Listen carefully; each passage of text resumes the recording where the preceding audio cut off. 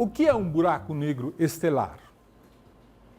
Nós já vimos que nós já estudamos dois tipos de estrelas mortas, as anãs brancas e as estrelas de nêutrons.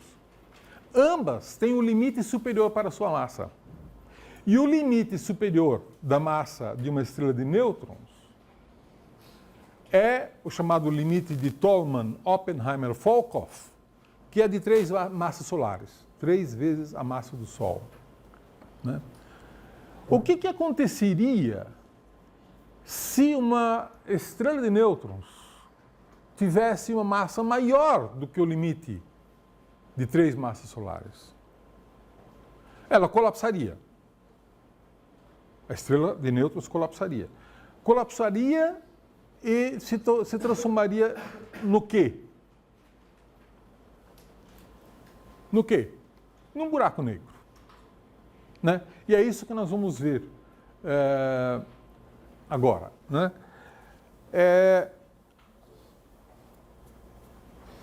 Quando Albert Einstein formulou a teoria da relatividade geral, logo depois, um sujeito chamado Karl Schwarzschild descobriu uma solução para as equações de Einstein. Né? E essa solução é válida somente para o campo exterior a um objeto que não tem momento angular nulo. Então, é um caso muito limitado e especial, né? Muito simples, vamos dizer assim. E o que diz a solução de Schwarzschild? Você lembra que, pela lei de Newton, todo objeto de massa m produz uma certa distância r, uma certa aceleração da gravidade g. Pela lei de Newton, quanto vale a aceleração da gravidade g? Vale a constante da gravitação vezes a massa do corpo dividido por r ao quadrado. A aceleração é proporcional à massa e inversamente proporcional à distância ao quadrado. A nova solução de Schwarzschild tem uma correção, que é esse fator aqui.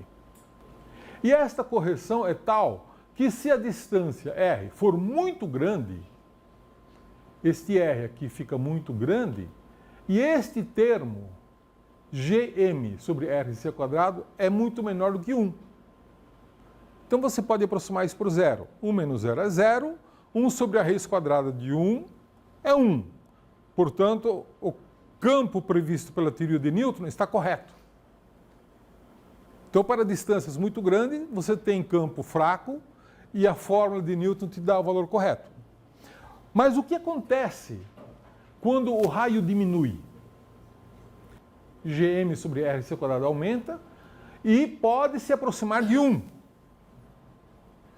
Quanto mais próximo de 1, maior a correção você tem que colocar sobre a fórmula de Newton. E o que ocorre se for um raio tal que esse termo é exatamente igual a 1?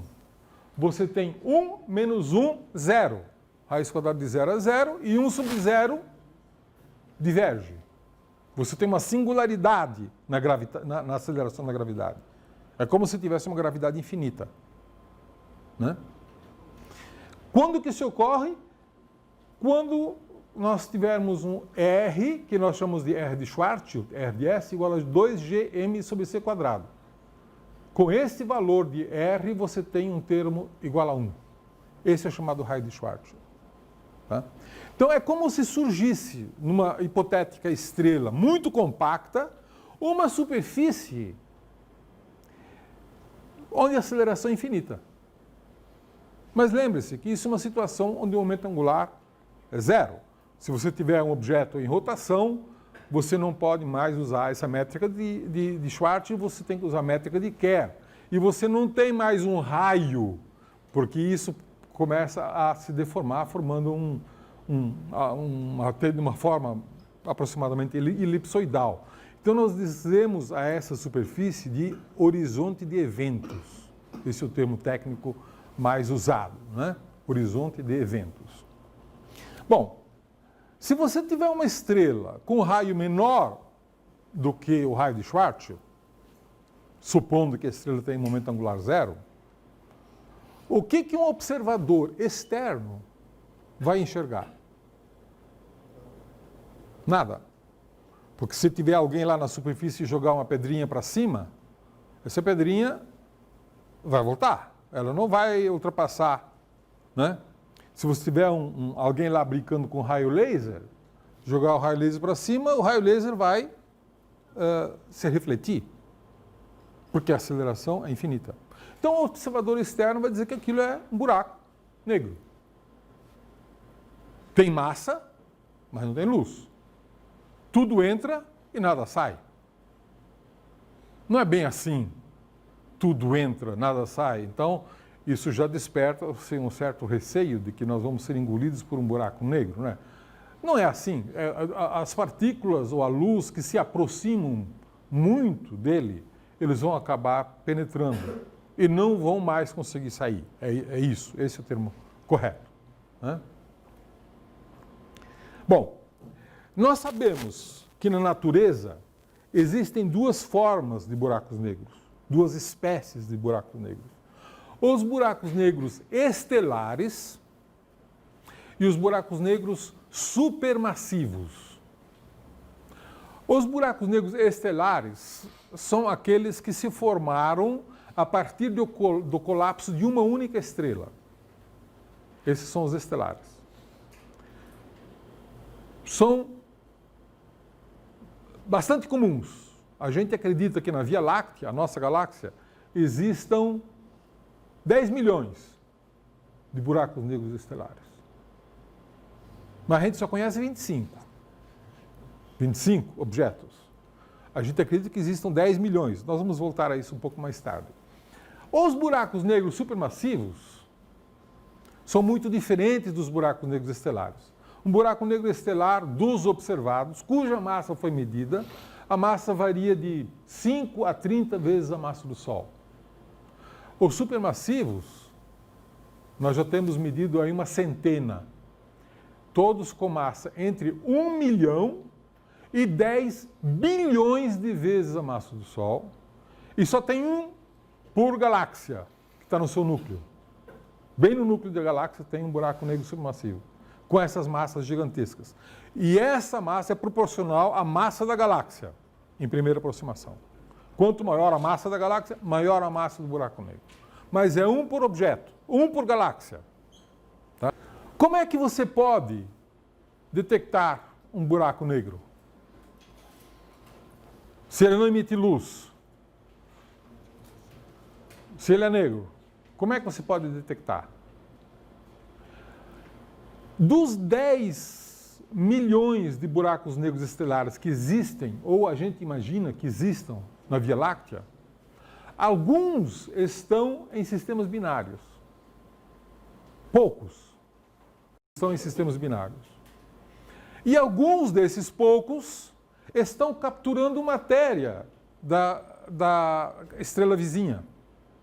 Formam uma dupla, né? Buraco negro e uma estrela, vamos dizer, normal. E esse normal está perdendo matéria e está sendo jogado por cima do buraco negro. Esta matéria, esse gás, ele forma um disco e esse disco vai espiralando para dentro do buraco negro. Porém, quanto mais para dentro ele espirala, mais quente ele fica. Isso é fácil de entender se você imaginar uma lei da física fundamental, que é a lei da conservação da energia, né? A energia do potencial gravitacional dessa matéria com relação ao buraco negro vai se transformando em energia cinética. Esse gás vai sendo acelerado. Então você está transformando gravitação em energia cinética. Essa energia cinética, no disco, ela é menor para órbitas externas e maior para órbitas internas, que giram mais rapidamente. Então você tem órbitas com velocidade diferencial, velocidade diferente. Isso produz atrito, fricção, turbulência, magnetismo, que aquece o disco. Isso aquece o disco, transformando energia cinética em energia térmica. A temperatura de um disco desses pode chegar a valores típicos de 100 milhões de graus Kelvin. Um gás a essa temperatura de 100 milhões de graus Kelvin emite, lembra-se da lei de Wien? Emite raio-x. Emite raio-x, que é uma forma de energia também, só que é uma energia radiativa. E esses fótons de raio-x, então, escapam lá do centro, escapam logo antes do gás entrar no buraco negro. E esses fótons de raio-x são fáceis de detectar. Foi assim que foram descobertos os buracos negros, pela emissão de raio-x. Então, quando você observa o raio-x altamente variável, com escala de tempo muito rápida, porque as coisas ocorrem numa escala de tempo realmente muito acelerada, e com uma temperatura muito elevada, as pessoas já suspeitavam que lá tivesse algo diferente, né? Mas você não está observando o buraco negro. Os fótons que você está observando não saíram de dentro do buraco negro. Eles saíram do gás que está caindo para dentro. E esse gás emitiu esses fótons, os fótons escaparam antes de ele atingir o buraco negro. Então você está observando fenômenos da vizinhança imediata dele, né? E aqui eu comparo as diversas massas, né, da Via Láctea. Nós conhecemos aí esses buracos negros aqui à direita. Aqui à esquerda, lembra-se, são as estrelas de nêutrons, né? Que tem todos aproximadamente 1,4 massas solares, né? Os buracos negros têm uma massa de aproximadamente 10 vezes a massa do Sol, podendo variar um pouco, de 5 massas solares até 30 vezes a massa do Sol. Essa é a faixa dos buracos negros observados na Via Láctea. Na Via Láctea, nas nuvens de Magalhães e, né, galáxias muito próximas, a gente consegue observar isso também. E o número não é muito grande. Nós conseguimos medir a massa dos buracos negros de aproximadamente 20, 25 sistemas com precisão. Então, que a gente sabe realmente qual é o valor da massa, né? Os outros todos não podem ser observados, porque a gente acredita que a grande maioria, né, dos 10 milhões de buracos negros que devem existir, não estejam em sistemas binários. E, portanto, você não pode usar esse mecanismo para detectá-los. São buracos negros, digamos, isolados, né? Eles não vão emitir raio-x, não vão emitir nenhum tipo de radiação, porque estão isolados, né? Mas vocês vejam que estes buracos negros estelares que emitem raio-x são muito parecidos com estrelas de nêutrons, os pulsares de estrelas de nêutrons, que também emitem raio-x. Você tem um sistema binário. Em princípio, se você tem um buraco negro aqui ou uma estrela de nêutrons, esse disco é praticamente igual. Atinge praticamente as mesmas temperaturas. A diferença é que quando você mede a massa, que é possível de medir pelo fato de estar num sistema binário, quando você mede a massa, você obtém uma massa diferente, se é uma estrela de nêutrons, se é um buraco negro. Nitidamente diferente, né? E eles também se comportam de uma maneira diferente. Por exemplo, os buracos negros, eles tendem a produzir jatos rádio. Jogam matéria para cima e para baixo. São jatos, né, que são observados em muitos desses buracos negros estelares. Vocês vão ver depois nos buracos negros gigantes, supermassivos, nos núcleos de galáxias, também esses jatos são observados, né? São as chamadas radiogaláxias. Aqui eu tenho um sistema para mostrar o tamanho, né, desse objeto aqui, GRS 1915 mais 1005. Você tem uma gigante vermelha jogando matéria sobre um disco aqui de um buraco negro. Olha o tamanho disso aqui comparado com a maioria dos outros. Eles podem variar muito, de tamanhos muito grandes até tamanhos muito pequenos. Compare essa distância aqui com a distância do Sol até Mercúrio. São tipicamente distâncias muito menores. Uma outra coisa interessante é que pode-se demonstrar teoricamente que você só pode medir 2 parâmetros para um buraco negro. Você só consegue medir a massa e o momento angular.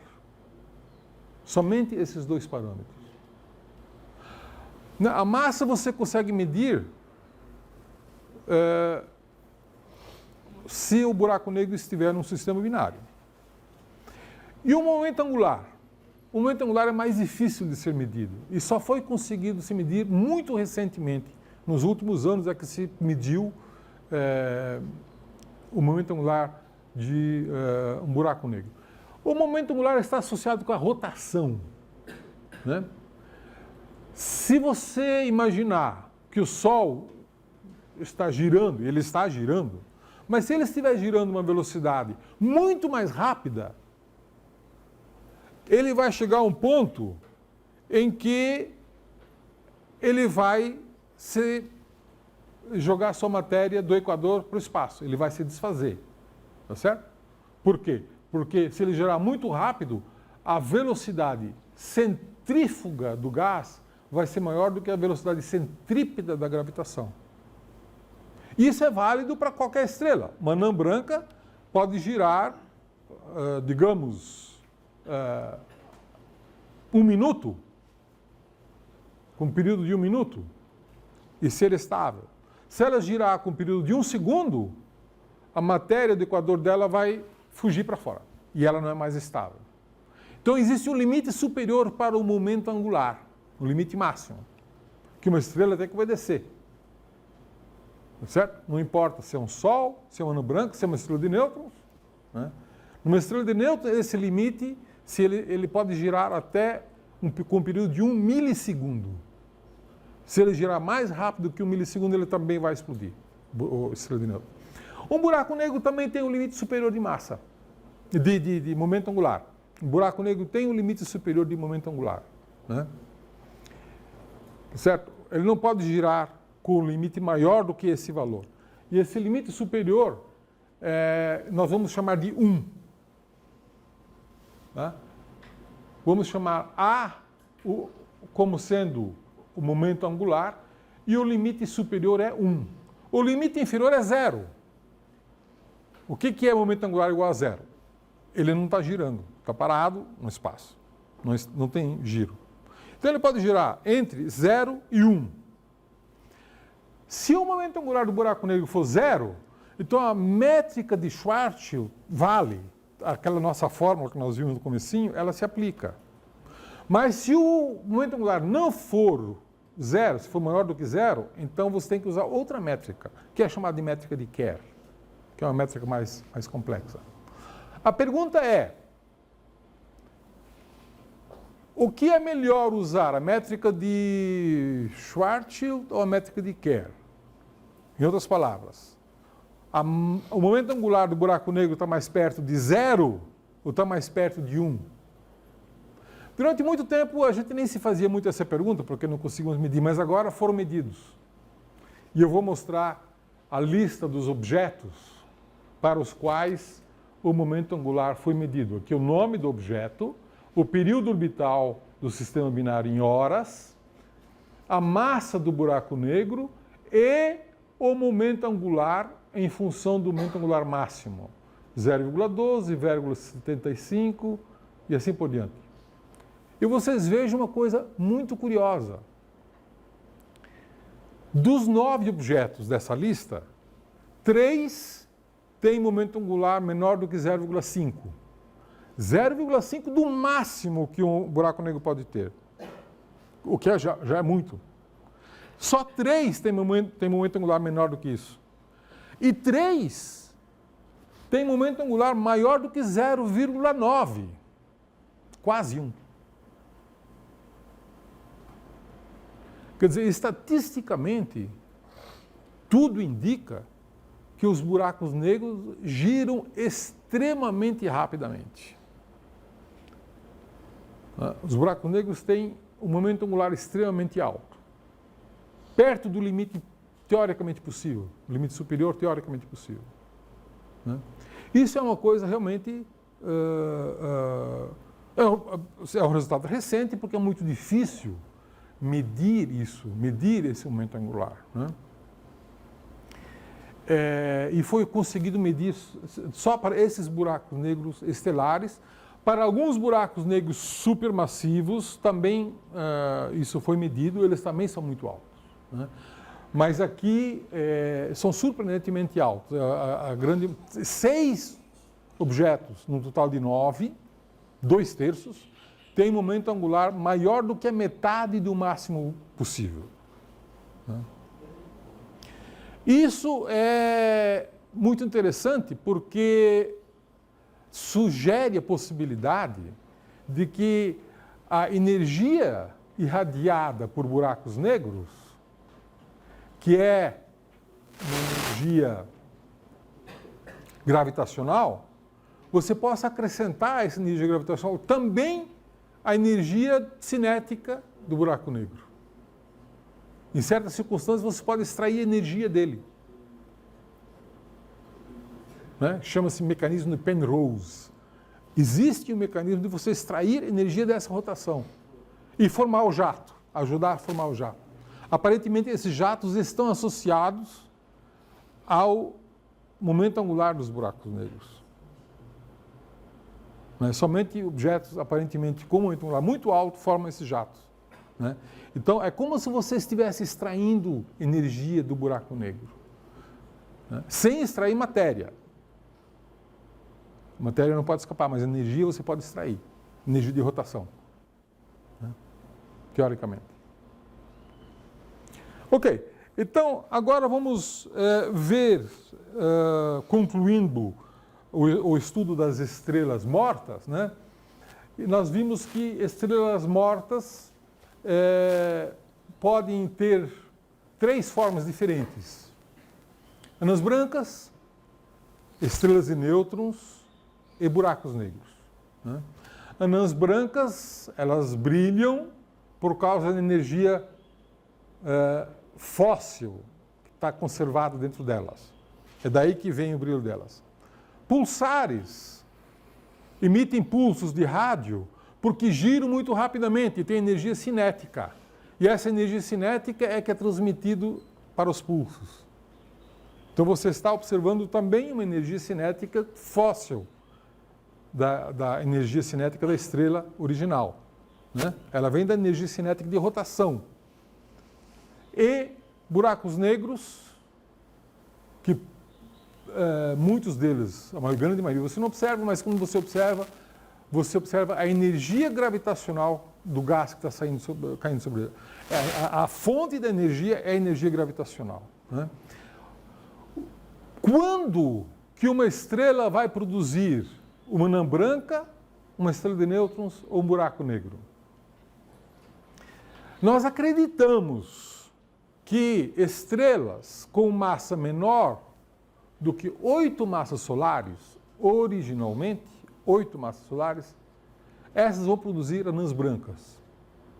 Estrelas maiores vão produzir estrelas de nêutrons. A gente não tem realmente muita certeza sobre esse limite. Se são 8 massas solares, se são 10 massas solares. Por quê? Porque depende também de outros parâmetros. Por exemplo, uma estrela com essencialmente hidrogênio e hélio vai ter uma evolução de um jeito. Se você já tiver uma estrela de terceira geração, enriquecido de elementos químicos pesados, a evolução vai ser um pouco diferente. E o resultado final pode ser um pouco diferente. Então nós não sabemos exatamente qual é o limite de uma estrela na sua massa para ela produzir uma anã branca ou uma estrela de nêutrons. A gente fala em 8 massas solares, às vezes se fala em 10 massas solares, é mais ou menos por aí.